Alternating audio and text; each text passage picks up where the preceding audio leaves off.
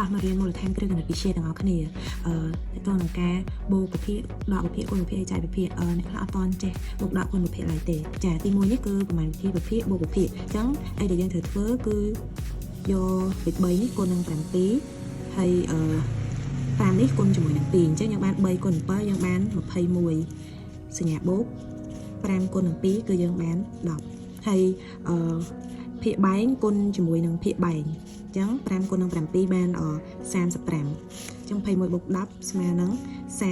31នៅលើ35ដល់ពេលប្រមាណវិធីដកប្រភេទនិងប្រភេទអ្នកនរគ្នាត្រូវតែយក3នេះយកមកគុណជាមួយនឹង7 7ដងបាន21ហើយត្រូវយក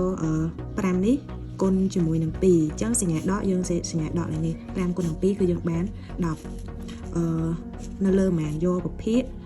យកភាគបែងគុណជាមួយនឹងភាគបែងដោយប្រមាណវិធីបូកដែរយកគុណគ្នាមក5គុណ7បាន35អញ្ចឹងយើងដក21ដក10គឺនៅសល់11នៅលើ35ចំពោះទី3នេះគឺប្រមាណវិធីគុណភាគនិងវិភាគអានេះគឺតែស្រួលណាស់គ្នាគ្រាន់តែយកភាគយកគុណជាមួយនឹងភាគយក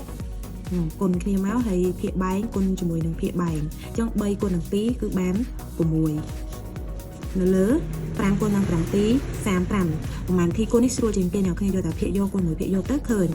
ហើយភាគបែងគុណមួយភាគបែង35ចំណែកហើយចំពោះទី4វិញគឺប្រមាណវិធីប្រភេទចែកនឹងប្រភេទប្រមាណវិធីប្រភេទចែកនឹងប្រភេទគឺអ្នកគ្នាយក3នេះគុណជាមួយនឹង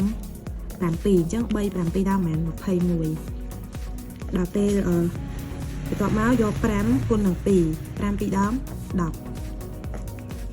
នេះគឺកិច្ចការរបស់អ្នកនរគ្នាអ្នកអាចធ្វើឲ្យបើឃើញចម្លើយអាចខមមិននៅខាងក្រោមវីដេអូរបស់ខ្ញុំបានអញ្ចឹង6នៅលើ7ដកឲ្យ1នៅលើ5ស្មើប្រមាណ